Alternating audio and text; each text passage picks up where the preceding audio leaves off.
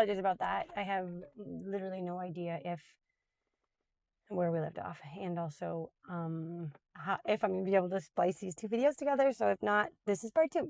I was just basically sharing about the numbness that I experience when my body goes into survival mode, and because of medical stress and what that looks like. And so I first noticed this when I realized that I was disconnecting my heart from God.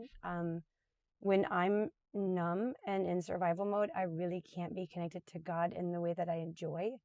Like I can like cry out to him and I know that he's holding me, but I can't actually feel his presence.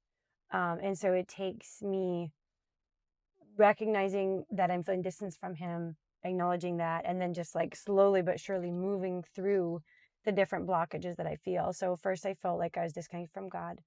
Then I could feel my emotions just completely numbed. Like one of my friends, my dear friends from the Netherlands, asked me how I was doing, and I was just like, I'm numb. I don't even know how to tell you.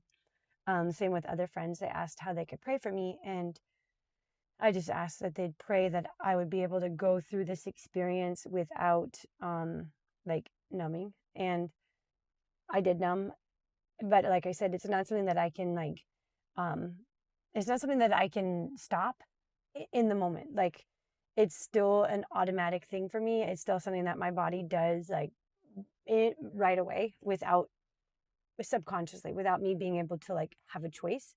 I'm at the point in my recovery now where I can tell when I've gone there, but I haven't quite developed the ability to stop that from happening. I'd really like to. Um, so then, I'm having this emotional numbness, and then from the emotional numbness, then I have physical numbness.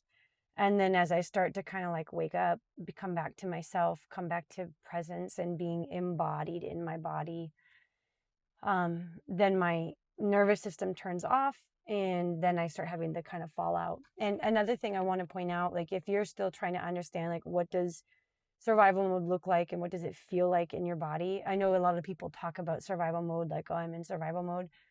What it looks like for me is that my nervous system is so activated that I can actually feel sound. So like when I try to go to sleep, if I'm activated, I'll be laying there bone tired, but then when I hear a sound, I actually feel it reverberate off of my body. I feel it in my body. I can tell where from my environment it came from. It's almost literally, sometimes I feel like a dolphin.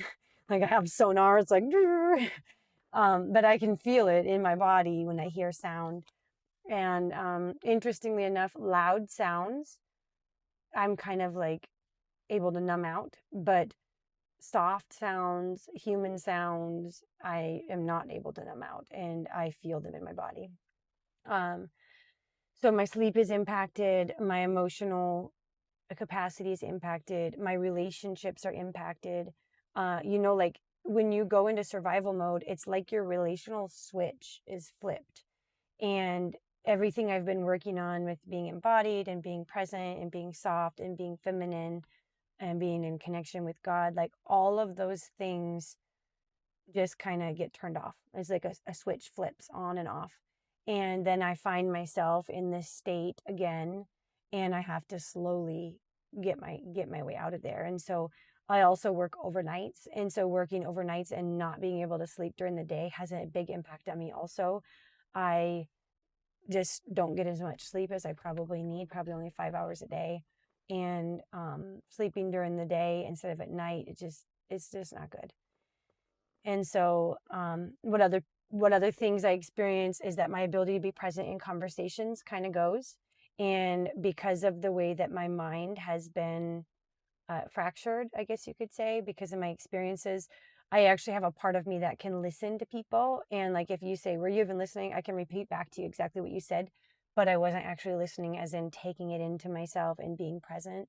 And so I end up being split up in my mind. I end up having one part of me that's kind of living in a different area, just thinking and like being, and then there's another part of me that's kind of helping function. And really it feels like the part of me that helps function is kind of like over here on my right side and just kind of there, and then the part of me that is dissociating is actually in the back of my left side of my brain. And so like I can feel in my brain where I'm thinking, where my consciousness is living, where my presence is living. And I I meet with God in like the center of my brain and in the front part of my brain here, which is where your, this is kind of off topic, but that's where your pineal gland is. And your pineal gland is basically like the God gland, they call it, because in all religions, if you participate in any kind of faith, this gland activates and is a portion of you connecting with your spiritual higher power.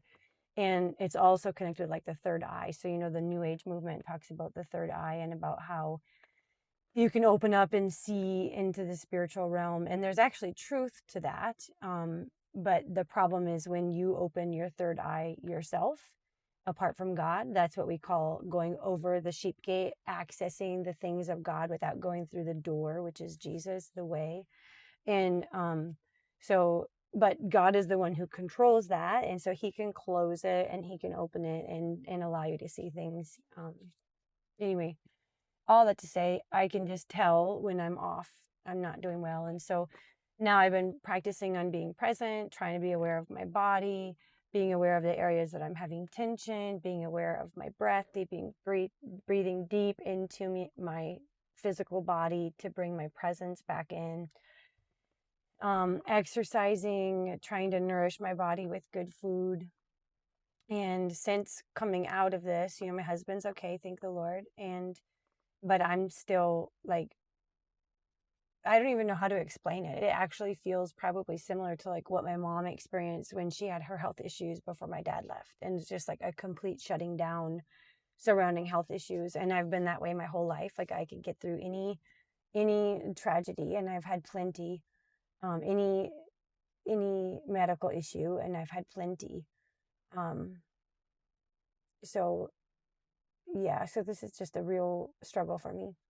It's something I'm trying to grow through and learn through, to be present, to be who I want to be in charge of myself, to have a choice. I mean, I heard the best definition of like nervous system regulation is having a choice to be activated or in a rest state. And like when I'm not regulated, I don't have a choice because it just happens. But I'm learning to become aware of that. And when I become aware, then I'm choosing something different. And that's what creating new neural pathways looks like. The neurons in our brain that fire together, wire together. So the more that you do something, the more that you practice or experience something, the more that becomes your brain's highway for completing things. And you can think about this kind of like driving, riding a bike, or playing an instrument.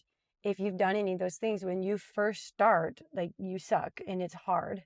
But as you stick with it, you begin to get to the point where it's so natural to you that you don't have to really think about it unless you're trying to increase your like skill level.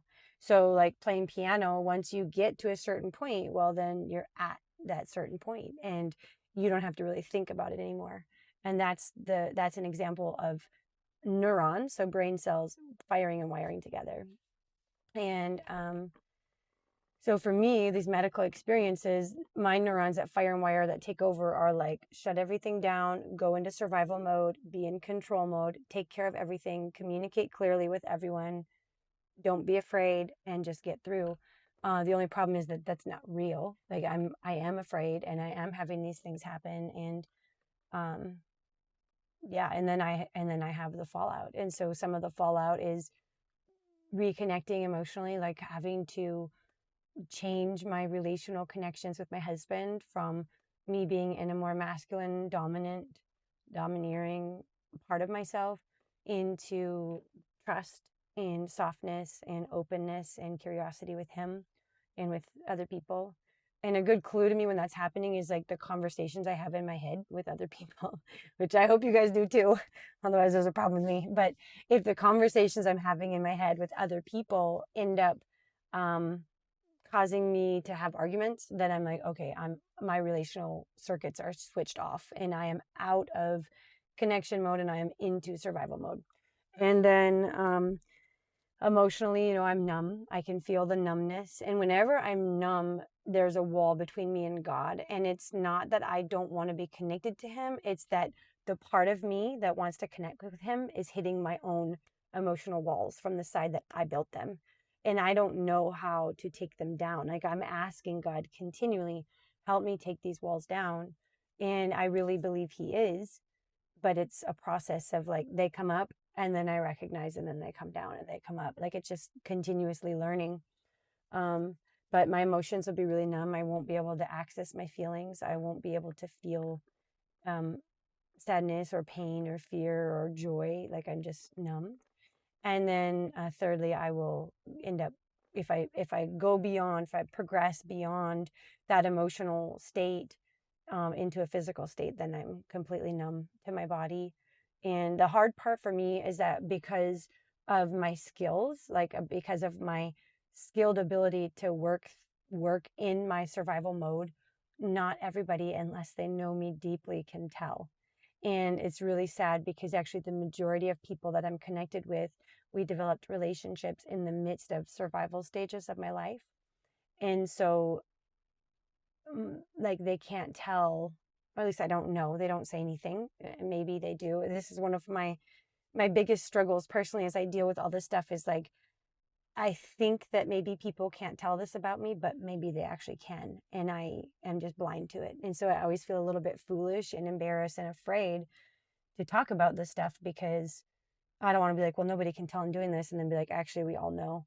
But none of them have told me. And the people that I'm really connected with on a heart level, even though we don't connect as often, like time wise, but when we do connect, they can feel my presence. Those people know um, when I'm not myself. And so I'm trying to develop more space and time in my life to connect with those friends so that I can have the peace of like um of knowing that I'm known, I guess. Um Knowing that I'm seen, knowing that my real presence is valued and noticed. Um and so yeah, and then the physical stuff, like I'll just be completely numb and I'll just go through life.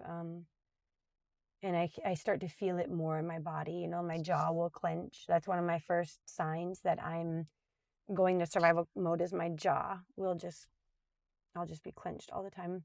And the other is my shoulders. Like I get this just chronic tension in my shoulders where I'll be like doing something and I'll be like, oh my gosh, my shoulders are up to my ears, stop. And then I'll be continuing and continuing and they'll just slowly go back up. And then once I bring awareness to them, I'm like, oh my gosh, I did it again.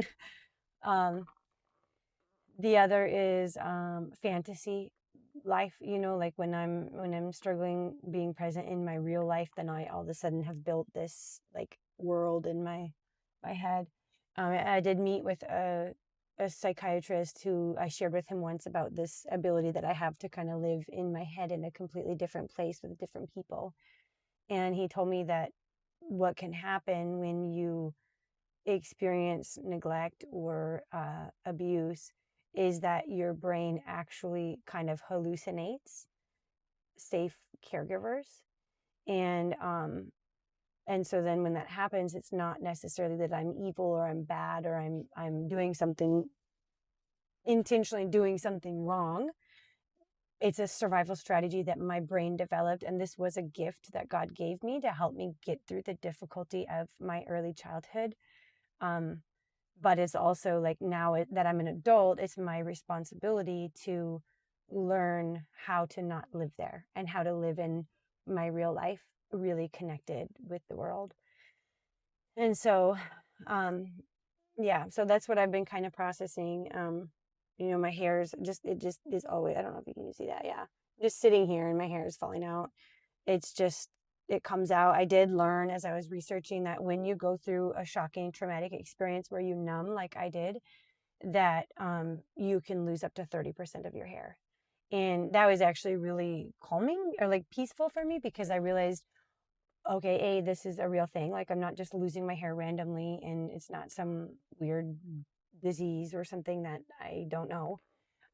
So I know what it is. And then B, I know about how much of my hair I'm going to lose. And then I also know that it's going to come back, and that this is just my body taking care of me and doing what was needed to get me through.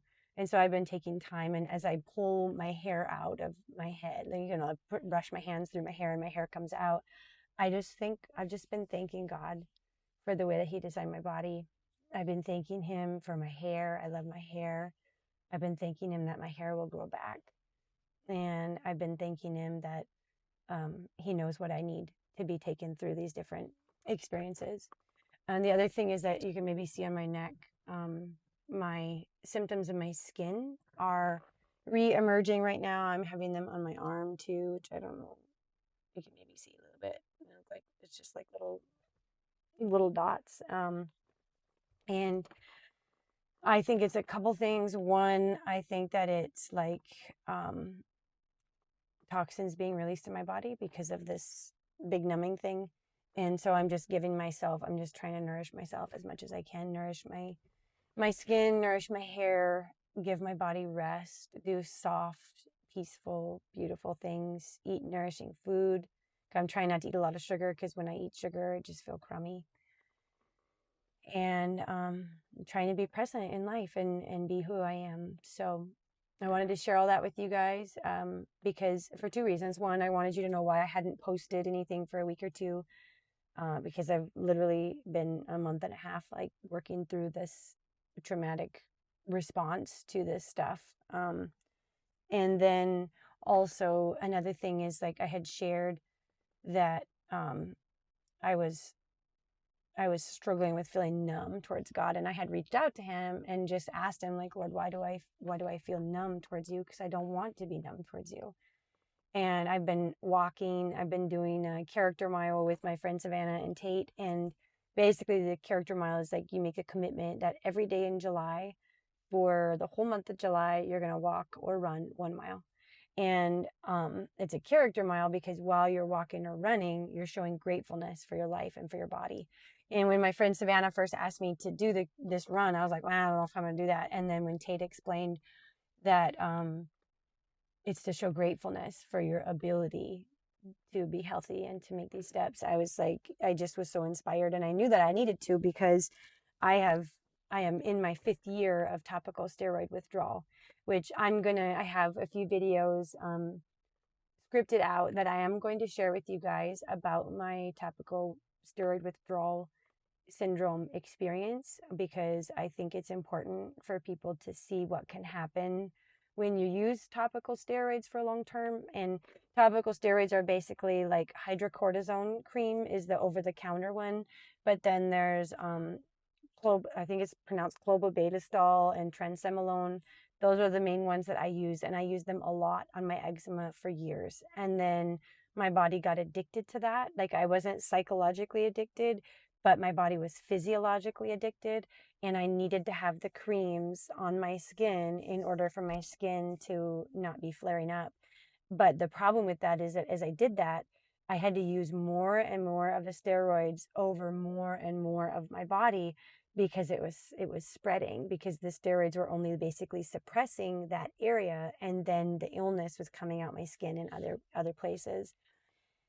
And so once I realized what that was, I quit using it, obviously, and then I went through I'm still going through topical steroid withdrawal, which I will share more in detail scientifically what it is, but then how I dealt with it and what God showed me physically and emotionally and spiritually as different parts of my body flared up, and as He brought healing. And so when I see my skin flaring up like this, it always is. It's not, I don't know if I would say it's sad, but it's like just a reminder of the fragility of my body and of the goodness of God, and what He's brought me through and what my body has come through. And when I lose my hair, it's the same thing. And so I was talking with God, trying to figure this out, trying to figure out why I was feeling numb, why I was feeling disconnected, why I couldn't, when I was doing my character mile, that's why I started that. When I was doing my character mile, I was trying to just like talk with God, but I just had like all these arguments and voices in my head. And I kind of just asked God, and I was like, wait, like, what's happening? Where are you? And the Holy Spirit basically told me, you forgot how to listen. And so then I just said, Lord, teach me, like, help me. I can't undo what's happening in myself on my own. I need your help. And in that, then the Holy Spirit just started teaching me. And so I'm reading a book right now called The Way of the Heart by Henry Nouwen. And it has to do with the desert fathers and mothers, which I didn't know what that was. But I'm going to share about that and about solitude in an upcoming video, because that's something that God has been showing me, part of this process and this journey, and part of what I need to heal and recover is found in there. And so with all that, I want to let you know that's where I've been, that's what I've been going through. And then also I'm really excited because I have some new videos scripted to release to you guys, having to do with our heart and the calling that God's given us, having to do with my topical steroid withdrawal journey, having to do with solitude and prayer. And I'm just really excited to share what I've been learning. So I so appreciate you guys, and I'm looking forward to continuing the journey. It's Sergeant Sister. Peace out.